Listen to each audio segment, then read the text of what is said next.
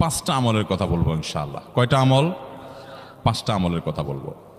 জীবনের তরে এই 5টা আমল সারা জীবন নিয়মিত আঁকড়ে ধরবেন, আমল করবেন।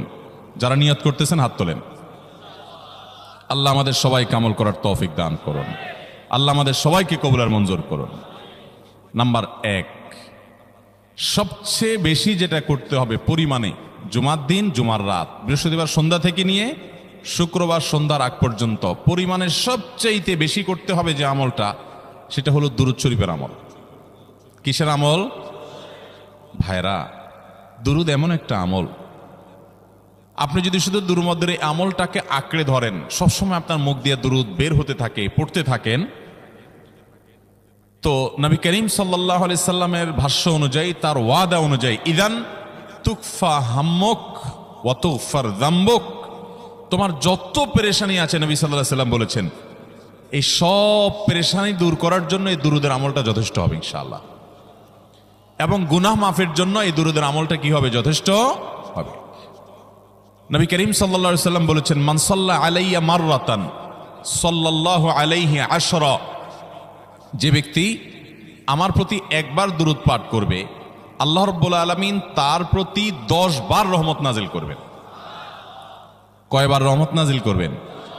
আপনার জীবনে 10টি জায়গায় খুব ক্রাইসিসে পড়ে গেছেন, কোন জটিল সিচুয়েশনে মুখোমুখি হয়ে গেছেন, বিপদের মধ্যে পড়ে গেছেন, ওই জায়গায় আল্লাহর রহমত পাবেন। এরকম একবার দুরূদ পাঠ করবেন, হক আদায় করে যথাযথভাবে মহব্বতের সাথে 10 করবেন। নবী করিম সাল্লাল্লাহু আলাইহি ওয়াসাল্লাম বলেছেন, আকসিরু আলাইয়া মিনাস সালাতি মিন ইয়াউমিল জুমআতি ওয়া লাইলাতিল জুমআহ, তোমরা জুমার দিন এবং জুমার রাতে আমার প্রতি বেশি বেশি দুরূদ পাঠ করবে, দুরূদ প্রেরণ করবে। ফা ইন্না সালাতাকুম মা'রুদাতুন আলাই, কারণ তোমরা যে দুরূদ পাঠ করো এটা আমার কাছে পেশ করেন আল্লাহর ফেরেশতারা, এবং রীতিমতো নামধাম সহকারে আল্লাহর একদল ফেরেশতা নিয়োজিত আছে। তারা বলেন, আল্লাহ, হে আল্লাহ রাসূল, আপনার অমুক উম্মত, অমুক অনুসারী, আল্লাহর অমুক বান্দা পৃথিবীর অমুক প্রান্ত থেকে, অমুক দেশ থেকে, অমুকের সন্তান, সে আপনার প্রতি দুরূদ পেশ করেছে জুমার দিনে, জুমার রাতে বা অন্য সময়ে। এটা নবী করিম সাল্লাল্লাহু আলাইহি সাল্লামের কাছে রিপোর্ট দেওয়া হয় আল্লাহর নিযুক্ত ফেরেশতাদের মাধ্যমে। আপনি যখন দুরূদ পাঠ করবেন, আপনার ভিতরে এই ফিল হবে যে আমি দুরূদ পাঠ করছি, আর আমার নবীর কাছে এটা উপস্থাপিত হচ্ছে আমার নাম ধাম, আমার রিপোর্ট সহকারে।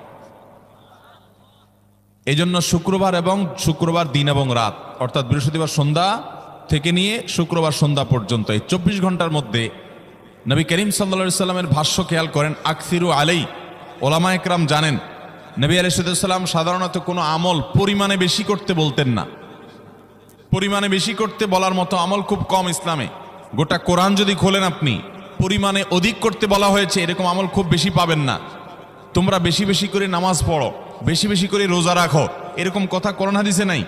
অবশ্যই একজন ইমানদার 5 ওয়াক্ত ফরজ নামাজের পাশাপাশি অধিক পরিমাণে নফল নামাজও পড়বেন, সেটা ভিন্ন কথা। কিন্তু কোরআনে বেশি পরিমাণে আল্লাহর জিকির করার কথা বলা হয়েছে। আর নবী করিম সাল্লাল্লাহু আলাইহি সাল্লাম বৃহস্পতিবার সন্ধ্যা শুরু হলে শুক্রবার সন্ধ্যার আগ পর্যন্ত বেশি পরিমাণে করতে বলেছেন যে কাজটা, সেটা হলো দুরূদ শরীফের আমল। অতএব ভাইরা আমার, বৃহস্পতিবার সন্ধ্যা থেকে নিয়ে শুক্রবার সন্ধ্যা পর্যন্ত, আপনি দোকানদার মানুষ, বৃহস্পতিবারে ব্যবসা করছেন, দোকানদারি করছেন, কোনো অসুবিধা নাই।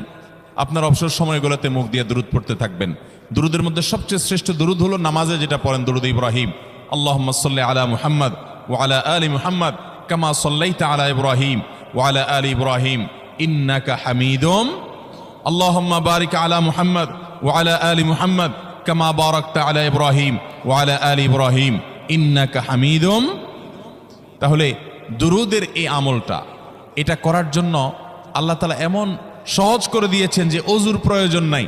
আপনার ওযু নাই, তারপর আপনি দুরূদ পাঠ করতে পারবেন। এবং আপনি এই বড় দুরূদ পড়ার মতো সময় নাই, তো আপনি একেবারে সবচেয়ে সংক্ষিপ্ত দুরূদ পড়েন সাল্লাল্লাহু আলাইহি ওয়াসাল্লাম, তাতেও দুরূদ পাঠের সওয়াব পাবেন। চেষ্টা করব তো ইনশাআল্লাহ। শুক্রবার আসবে, দুরূদ বেশি বেশি করে পাঠ করব।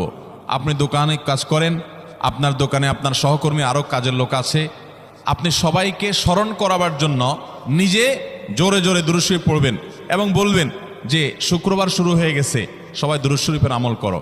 ভাইরা আমার, আমি আমার জীবনের কথা বলতে পারি। আমার জীবনে ওই যে হাদিসের উপরে ইয়াকিন এবং বিশ্বাস আলহামদুলিল্লাহ ছিল। আমার জীবনে আমি অনেকবার দেখেছি এরকম জটিল পরিস্থিতি হয়েছে যে দেয়ালে পিঠ থেকে গেছে, নড়ার জায়গা নাই, আর কোনো আপাত দৃষ্টি থেকে এই বিপদ থেকে উদ্ধারের কোনো পথ নাই। দুরুদ, ইস্তেগফার, দোয়া ইউনুস, এই 3 আমল পাশাপাশি ইয়াজাল জালাল ওয়াল ইকরাম, এই 4টা জিনিসকে এমনভাবে ধরছে, বিশেষ করে দুরুদ, স্পেশালি সারাক্ষণ দুরুদ। আল্লাহ রাব্বুল আলামিন এমনভাবে সহযোগিতা করেছেন, এমনভাবে উদ্ধার করেছেন যে কল্পনা করলে অবাক লাগে এখন যে এটা কিভাবে সম্ভব। ভাইরা আমার, এক সাহাবী নবী করিম সাল্লাল্লাহু আলাইহি ওয়াসাল্লামের কাছে এসে বলছে, ইয়া রাসূলুল্লাহ, আমি যে দোয়া করি এই দোয়ার মধ্যে আমি নিজের জন্য করব, আমার ছেলে মেয়ের জন্য করব, অনেক কিছু করব, এটা সেটা, রিজিক চাইবো, সুস্থতা চাইবো, অনেক কিছুই তো আল্লাহর কাছে চাইবো। আপনি তো আল্লাহর রাসূল, আপনার জন্য দোয়া করলে আমাদেরই লাভ, একবার দোয়া করলে আল্লাহ 10 বার রহমত নাজিল করবেন, তো আপনার জন্য আমার দোয়ার ভিতরে কত পার্সেন্ট রাখবো? সাহাবী বারবার বিভিন্ন পার্সেন্টেজ বলছিলেন যে 3 ভাগের 1 ভাগ আপনার জন্য রাখি ইয়া রাসূলুল্লাহ, অর্ধেক রাখি, আরো বেশি করে রাখি। তিনি যত বলছেন নবী করিম সাল্লাল্লাহু আলাইহি ওয়াসাল্লাম আরো বাড়ানোর জন্য তাকে উৎসাহ দিচ্ছিলেন। এক পর্যায়ে যখন তিনি বললেন, ইয়া রাসূলুল্লাহ, আমি আমার কোন দোয়ার সবটুকু যখন আপনার জন্য নিবেদন করব, আমি কোন একবার যখন দোয়া করব, দোয়া শুধু আপনার জন্যই করব যখন, অর্থাৎ পিওর দুরূদ যখন পড়ব, নিজের জন্য আর কিছু চাইব না, শুধু আপনার জন্যই যদি চাই কোনোবার, তাহলে তখন নবী করিম সাল্লাল্লাহু আলাইহি ওয়াসাল্লাম বলেছেন, ইদান তুকফা হাম্মুক ওয়া তুগফার যামবুক, তাহলে তোমার সকল পেরেশানি থেকে উদ্ধারের জন্য এই দুরূদটাই যথেষ্ট হয়ে যাবে, এবং তোমার সকল গুনাহ মাফের জন্য এটা যথেষ্ট হয়ে যাবে। মোহতারাম হাজরিন, দুরুদের আমলটা এত সুন্দর আমল, কিন্তু আবার তাড়াহুড়া করে পড়বেন না, সাল্লাল্লাহু আলাইহি ওয়াসাল্লাম সাল্লাল্লাহু আলাইহি ওয়াসাল্লাম সাল্লাল্লাহু আলাইহি ওয়াসাল্লাম সাল্লাল্লাহু আলাইহি ওয়াসাল্লাম সংখ্যা বাড়ানোর জন্য হুলস্থুল করে পড়লেন না, মুহাব্বতের সাথে সাল্লাল্লাহু আলাইহি ওয়াসাল্লাম সাল্লাল্লাহু আলাইহি ওয়াসাল্লাম আল্লাহুম্মা সাল্লি আলা মুহাম্মদ, অর্থ বুঝে বুঝে আল্লাহুম্মা সাল্লি আলা মুহাম্মদ মানে কি, আল্লাহ আপনি মুহাম্মদের প্রতি শান্তি বর্ষণ করুন। আরে ভাই, মুহাম্মদ সাল্লাল্লাহু আলাইহি ওয়াসাল্লামের প্রতি আল্লাহ তাআলা শান্তি এমনি বর্ষণ করবে, আপনি আমি দোয়া করলেও করবে, না করলেও। কিন্তু মাঝখান থেকে আমরা, ভাইরা আমার, কোনো বড় কর্মকর্তার কাছে আপনার কোনো কাজের ঠেকা আছে, কর্মকর্তার ওই ছেলেটার আপনি দেখছেন যে খাচ্ছে না, আপনি যদি বলেন, স্যার ছেলেটা খাচ্ছে না স্যার, একটু ডাক্তার দেখান স্যার, এভাবে তো বাঁচবে না, ওর কষ্ট হচ্ছে স্যার, আপনি বললেও উনি ওনার ছেলের দিকে কেয়ার করবে, কিন্তু আপনি এটা বলার কারণে তার নৈকট্য পাবেন কি পাবেন না, তার সিম্প্যাথি পাবেন কি পাবেন না। আরশে আজিমের মালিক তার হাবিবকে এত মহব্বত করেন, তিনি তার হাবিবের প্রতি এমনিতেই রহমত নাজিল করবেন, তাকে বিভিন্ন মর্যাদা আগে থেকেই দেওয়ার ঘোষণা দিয়ে রাখছেন, কিন্তু আপনি আমি দোয়া করলে আল্লাহ তাআলা তার মাধ্যমে আমাদের ভাগ্যকে সুপ্রসন্ন করে দিবেন। দুরুদের আমলকে জীবনের তরে আঁকড়ে ধরবেন ভাই, শুধুমাত্র জুমার দিন আর জুমার রাত না, সব সময় অধিক পরিমাণে। এরাবিয়ানদের মধ্যে আমলটা খুব বেশি আছে, তাদের দেখবেন তারা 2টা আমল, মুখে 2টা আমল, ভালো মন্দ তাদের মধ্যেও আছে, কিন্তু এই 2টা আমল তাদের মধ্যে খুব ভালো। বেশিরভাগ মানুষই দেখা যায় অবসর সময় আস্তাগফিরুল্লাহ, ইস্তিগফার করছে অথবা দুরুদের আমল করছে। আমাদের অবসর সব সময়গুলো নিয়ে গেছে মোবাইল ফোন।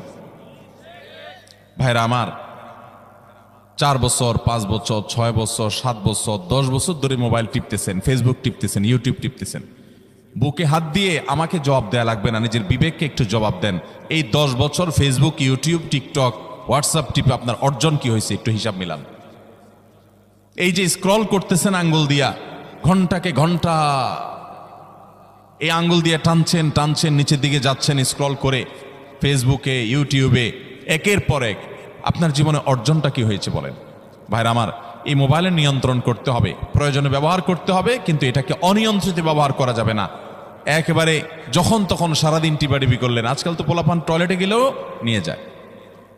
আল্লাহ তাআলা আমাদেরকে এই রোগ থেকে বেঁচে থাকার তৌফিক দান করুন। ভাইরা আমার, জীবনটাকে পরিবর্তন করতে হয়, সারা জীবন তো একরকম থাকলে হবে না। বহুত পাগলামি করেছি, আসুন নিজেকে সংশোধন করি। তাহলে জুমার দিন উপলক্ষে 1 নম্বরের আমল বলেছি, বেশি বেশি কোন আমল করতে হবে? সারা জীবন মনে রাখবো তো ইনশাআল্লাহ? বাসা বাড়িতে পরিবারের লোকদেরকে মনে করাবো তো ইনশাআল্লাহ? আমি আমার ড্রাইভার থাকুক, আমার ছেলে মেয়ে থাকুক, আমার পরিবারের লোক থাকুক, আমি আমার কথা আপনাদের বলি উৎসাহের জন্য, যে জুমার দিন শুরু হয়ে গেলে আমি, শুধু আমি না, আমার পরিবার অন্যান্যরাও একে অন্যকে আমরা স্মরণ করে দিই। কে কে দুরূদ পড়তে কতবার পড়ছো, কেউ পড়ছে কিনা একবারও, সন্ধ্যা হয়ে গেছে, অনেকক্ষণ হয়ে গেছে, সবাই শুরু করি, আমলটা করবো তো ইনশাআল্লাহ। নাম্বার 1। নাম্বার 2, জুমার দিন উপলক্ষে অন্য যে কোনো দিনের চাইতে জুমার দিন অর্থাৎ শুক্রবারের ফজর নামাজ পুরুষরা মসজিদে জামাতের সাথে পড়বেন, জামাতের সাথে পড়ার নিয়ত করবেন পাক্কা, কারণ অন্য যে কোনো দিনের ফজর নামাজ না, শুধুমাত্র যত নামাজ আছে নবী করিম সাল্লাল্লাহু আলাইহি সাল্লাম বলেছেন আফদালুস সালাওয়াতে ইনদাল্লাহ, আল্লাহর কাছে দুনিয়ার সব নামাজের মধ্যে, 5 ওয়াক্ত সাধারণ নামাজগুলোর মধ্যে সবচাইতে উত্তম নামাজ হলো সলাতুল ফজরে মাআল জামাআতে ইয়াউমাল জুমআহ, জুমার দিন ফজরের নামাজ জামাতের সাথে আদায় করা হলো যত নামাজ আছে এর মধ্যে সবচেয়ে শ্রেষ্ঠ নামাজ। তাহলে জুমার দিনে এই বিষয়টা বিশেষভাবে খেয়াল রাখবো, জুমার দিন ফজর নামাজটা পুরুষরা কোথায় পড়বো, এবং সেটা বৃহস্পতিবার থেকে পরিকল্পনা শুরু করবো যে কালকের ফজর নামাজ যাতে কোনো অবস্থাতে আমার মিস না হয়। আমাদের আখিরাতের ব্যবসা এটা ভাই, আখিরাতের কারেন্সি সংগ্রহ করা। যত খুঁটে খুঁটে ভালো ভালো আমলগুলো করবেন, আপনার আমল নামাতে আমল সওয়াব জমা হতে থাকবে। চেষ্টা করবো তো ইনশাআল্লাহ।